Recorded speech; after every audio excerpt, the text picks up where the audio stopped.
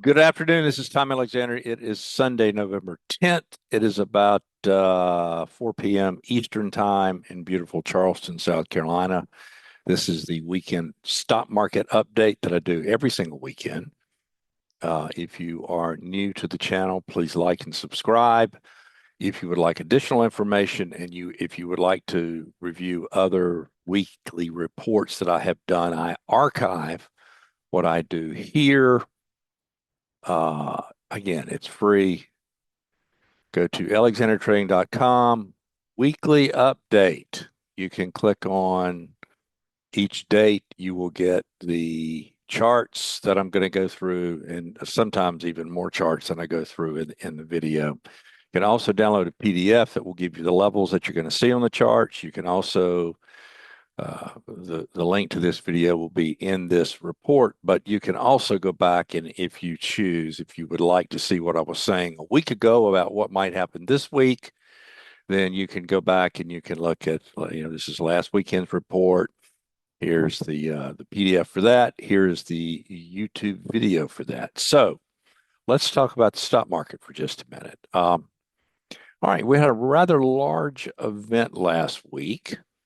And that event was much anticipated. And from a trading, investing perspective, all you wanted to see was the reaction that the market had. And then we go from there. Well, the reaction the market had was positive across the board. And when I say positive across the board, all the indices, all the primary indices had very strong showings to the upside. That's important.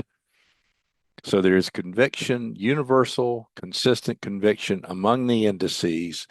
And what this does, it unequivocally puts last week's lows as critical to the immediate bullish trend, actually the trend, the bullish long-term trend.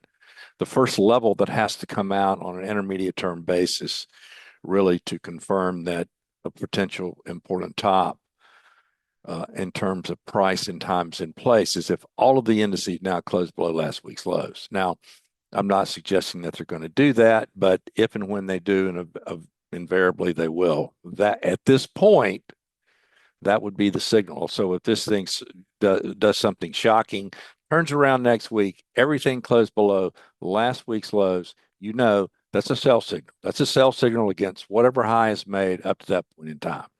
That's how this works. It's not that complicated. Uh, Now let's talk about this rally. If you look at the SPX is up in a matter of 4 days, not quite 6%, 5.5%. That is a rate of change in spite of the fact that the intermediate to long-term trend of this market now is unequivocally higher. This is a rate of change that is going to slow down and is unsustainable to the upside. Now we could have, I'm not suggesting this thing is going to turn around here and we're going to have an immediate air pocket to the downside of 2 or 3%, but it's extremely unlikely to have another 4 days that are up 5.5% prior to some sort of back and fill and rotation. What do I mean by that? Well, it could look something, it doesn't necessarily have to include a deep retracement, but it would include some retracement, something like this, or like this, or like, oh no, that's to the downside. Here we go, like this. This was a little balance area. So something along these lines is normal and is expected to begin to occur sooner rather than later. I am not looking for an inverse V top. That could happen. It's not likely to happen. There are levels now that we have that are very clear. We have this several gaps. So there's no level to the upside, by the way, in case you're wondering, okay, how high does this go? What's the projection to the upside? Well, there is no projection to the upside. You can use all sorts of fundamental metrics if you choose to do so, price to book, price to earnings, whatever. That's not what I do either.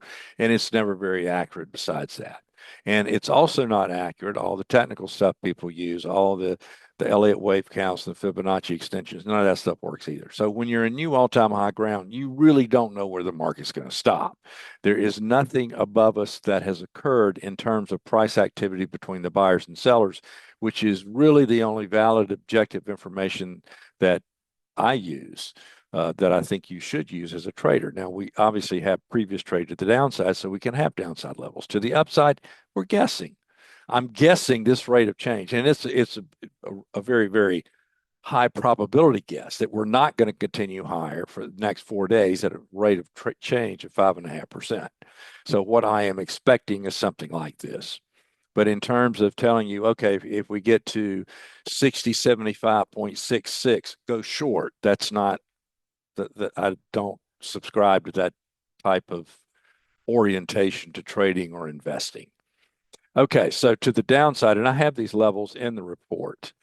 It would be this gap here, and then this gap.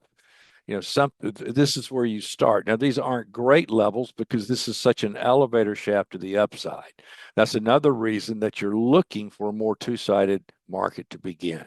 You only have a one-sided market for a short period of time on a relative basis. And this is a daily chart. So this thing to go ripping higher is the low probability event, even though intermediate to long term, you're expecting it to go higher. How much higher, you don't really know.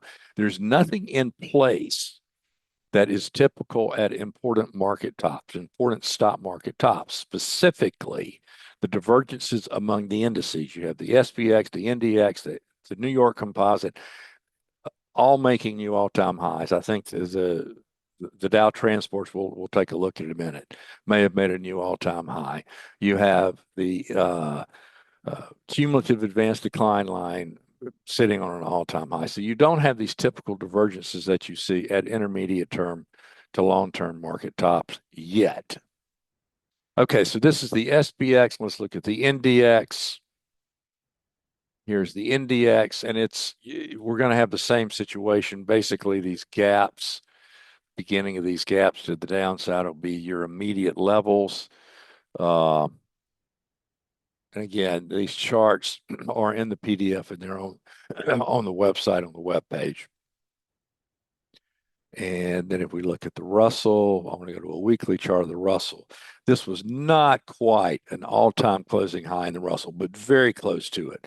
And this is the index that so many, in particular, technicians have been pointing to. Well, it's not confirming, blah, blah, blah, it's bearish, etc. Well, it's about to. Now, granted, it hasn't. But again, if the Russell turns around now and closes below last week's lows, and the other indices do as well, that's unequivocally bearish.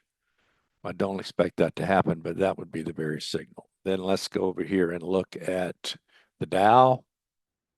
All the indices pretty much look the same. And again, these levels, you can get them on the website, you can get them on the PDF. So it's all go. All the indices are up strongly.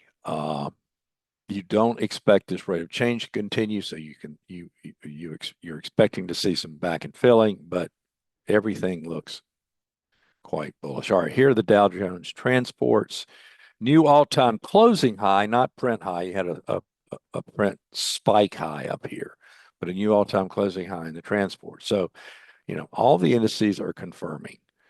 And I've been trading almost 40 years. I don't recall a single market top that occurred when you had this many of the indices confirming new all-time highs. Now, there's the first time for everything. And the good news is I know what that signal would be that, okay, it's different this time. And that is, again, if we close below last week's lows. Now, I know those are a long way down, and in the meantime, there will be levels that set up that give us that you can fine tune, but those are the levels now. That's the information the market is giving us. Okay, let's take a look at a couple of technical things here. We'll look at breadth first. Now, I don't use oscillators. These are not oscillators. These are basically moving averages of NYSE data. Specifically, the red line is a 10-day, 10-period moving average, in this case 10 days, since it's a 10-day chart. Moving average of NYSE advancing issues. The green's a 5-day moving average of NYSE advancing issues, and breadth is basically just a histogram of closing breadth. Now, something else, breadth has closed positive now 5 consecutive days. I've seen it close positive 6 or 7, but you're starting to push the envelope there as well. Is there a divergence here? Yes, there's an obvious divergence here, but again, you can still go a whole lot higher and there be a divergence, or you can go a whole lot higher and it effectively erases the divergence as well. Okay, let's look at VIX. And VIX has been elevated really since July, the end of July. And I think it was recently holding the bid, holding that elevation, holding that relatively high level because of the uncertainty that a lot of people were feeling regarding the election and the election results, how long it would take to know if the election results were going to be verified, et cetera, et cetera. Well, all of that, that's cleared. And we have the Fed meeting out of the way. Now, VIX is still relatively elevated. VIX went out at 15, but the important thing is it has been dropping now for 4 consecutive days. It can drop a whole lot more. That would be bullish for the market. Okay, guys, I hope you have found value in this. And again, if you found value, please subscribe to the channel. It's very helpful for the algorithm. Make comments. I'm happy to reply to your comments. If you have questions, you can answer questions. I will happily respond. You can always reach me at tom@alexandertrading.com. Enjoy the rest of your weekend. I will speak with you very soon.